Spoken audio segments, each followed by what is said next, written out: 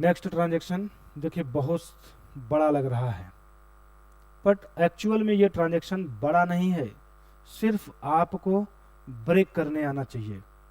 एक दो ट्रांजेक्शन अगर आप सीख गए तो फिर ट्रांजेक्शन में कोई दम है ही नहीं। चलिए हम लोग देखते हैं कैसे इस ट्रांजेक्शन को छोटा किया जा सकता है। तो क्या बोला, बॉट गुड्स, तो पहले बॉट गुड्स को अंडरलाइन कर लीजिए। Bought goods means purchase goods from Rakhi, तो राखी को अंडरलाइन कर लीजिए। जो जो मिले उसको अंडरलाइन करते हुए चलिए। कितने रुपए का, 2 लाख का, at 5% cash discount and 10% trade discount, है ना। तो गुड्स परचेज किया गया राखी से 2 लाख का, उस पर 5% का कैश डिस्काउंट है एंड 10% का ट्रेड डिस्काउंट है। आगे बोल रहा है half of the amount paid by cheque at the time of purchase.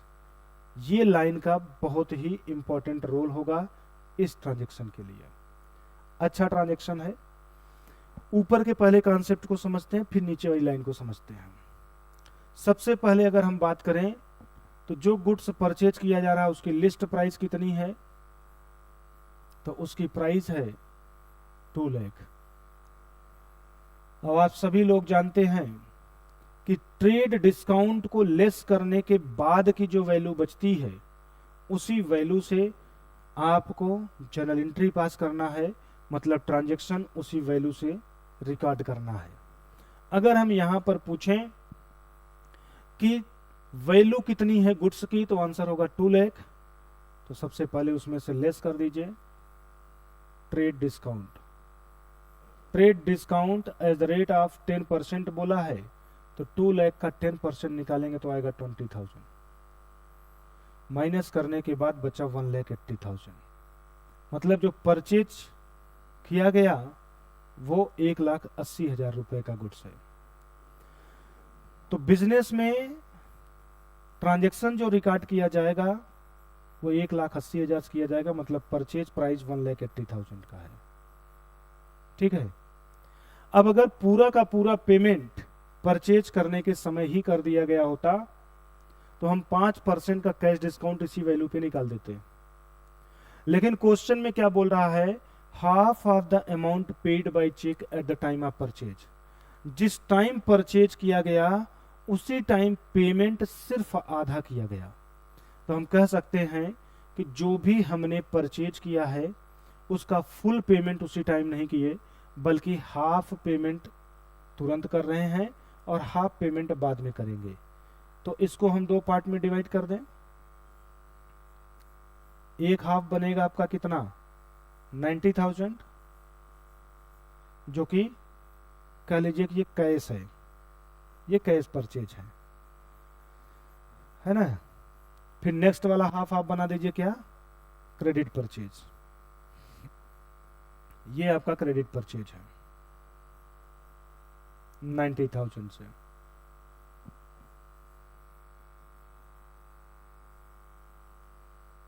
ठीक। अब जो कैश डिस्काउंट 5% निकालना है, क्वेश्चन बनता है कौन सी वैल्यू पे निकालेंगे। तो कैश डिस्काउंट याद रखिएगा हमेशा कैश ट्रांजैक्शन वाले वैल्यू पे ही निकाला जाता है। तो यहां पे कैश ट्रांजैक्शन की जो वैल्यू है वो 1,80,000 नहीं है बल्कि 90,000 है।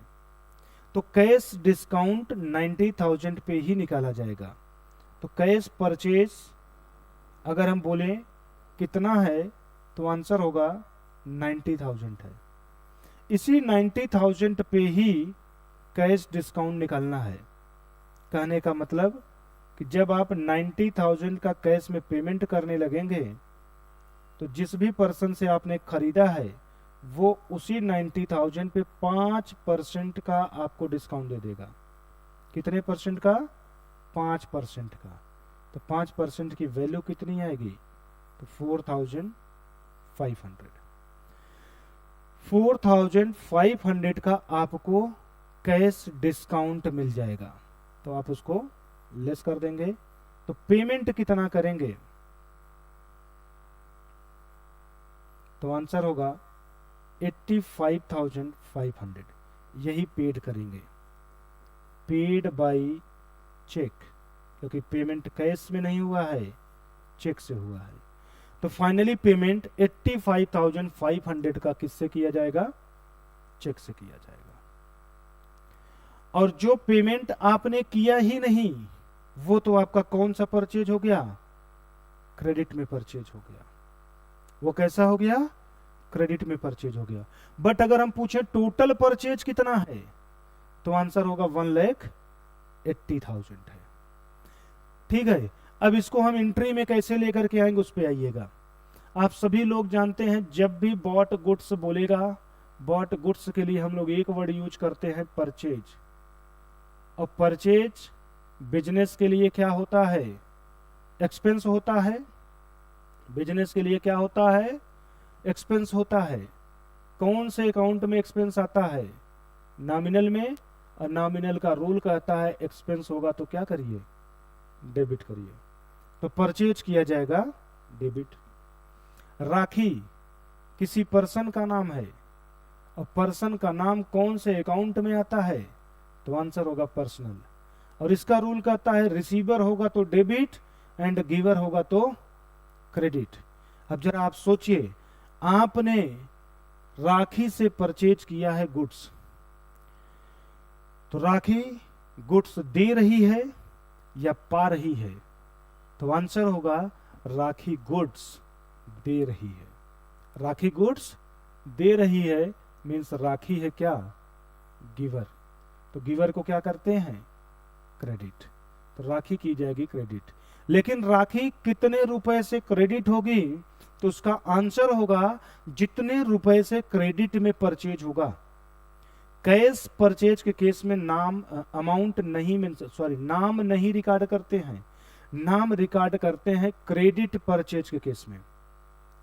तो टोटल परचेज हमारा 1,80,000 का तो है, बट 1,80,000 में से 90,000 कैश में परचेज है और 90,000 क्रेडिट में परचेज है। तो राखी को हम लोग क्रेडिट कितने रुपए से करेंगे? तो आंसर होगा 90,000 से करेंगे। क्लियर हो गया? 90,000 से क्रेडिट करेंगे। तो अब हम लोग एंट्री पास कर सकते हैं। 90,000 से राखी क्रेडिट होगी। आपने पेमेंट जो किया है, जो पेमेंट आपने किया है वो किससे किया है? चेक से किया है। चेक से तो आपका बैंक का बैलेंस कम होगा, चाहे कैश का बैलेंस कम हो चाहे बैंक का बैलेंस कम हो, होता बिजनेस का दोनों ही एसेट। बैंक में अगर आप अपना पैसा जमा किए तो वो भी आपका असेट है, अपने जेब में रखे हुए हैं कैश के रूप में तो वो भी आपका असेट है, और ये कम क्रेडिट से होता है। तो हमारा बैंक का बैलेंस कम कितने से होगा? तो जितने रुपए का आप पेमेंट करेंगे। तो पेमेंट कर कितने से रहे हैं? तो आंसर होगा 85,500 से। इतने से आपका बैंक 2 लगा के क्रेडिट कर दिया जाएगा। डिस्काउंट 4,500 का आपको मिला है या आपने दिया है? तो आंसर होगा मिला है। तो वो डिस्काउंट आपके लिए गेन है, क्रेडिट किया जाएगा। और दूसरा वही कॉन्सेप्ट याद करिए कि डिस्काउंट क्या करें, डेबिट करें कि क्रेडिट करें। तो उसके लिए आप बस यही ध्यान रखिए कि कैश डेबिट हो रहा है या क्रेडिट हो रहा है। कैश और बैंक इन्हीं दोनों पे ध्यान दीजिए। ये डेबिट हो रहे हैं तो डिस्काउंट को भी डेबिट करिए, ये क्रेडिट हो रहे हैं तो डिस्काउंट को भी क्रेडिट कर दीजिए। तो देखिए बैंक आपका क्रेडिट हो रहा है तो डिस्काउंट भी क्या हो जाएगा? क्रेडिट। तो एंट्री पास करते समय टोटल परचेज अमाउंट जो है उससे डेबिट कर दीजिए। तो परचेज अकाउंट डेबिट, टोटल कितने से? 1,80,000 से, क्योंकि टोटल जो आपने परचेज किया वो तो आपका एक्सपेंस है, उसको आप डेबिट कर देंगे। 2, जितना आपने पेमेंट किया है उतने से आपका पैसा कम होगा। कैश में किए होंगे तो कैश का कम होगा, और चेक से किए होंगे तो बैंक का कम होगा। पेमेंट कितने रुपए का आपने किया? तो आंसर होगा 85,500 का पेमेंट किया है। किससे किए हैं? चेक से। तो हमारा पैसा कम कहाँ का होगा? तो बैंक का होगा। तो टू बैंक अकाउंट 85,500। डिस्काउंट हमेशा कैश और बैंक के साथ ही चलता है। अगर ये डेबिट होंगे तो डिस्काउंट भी डेबिट, और ये क्रेडिट होंगे तो डिस्काउंट भी क्रेडिट। तो कैश डिस्काउंट यहाँ क्रेडिट हो जाएगा 4500 से। ये कैश वाला पेमेंट आपका खत्म। जितना पेमेंट आप किए ही नहीं वो आपका क्रेडिट परचेज। और क्रेडिट परचेज के केस में हम उस पर्सन का नाम क्रेडिट साइड में ही लिखते हैं जिससे कि क्रेडिट में परचेज किए हैं। तो क्रेडिट परचेज किससे किए हैं? राखी से।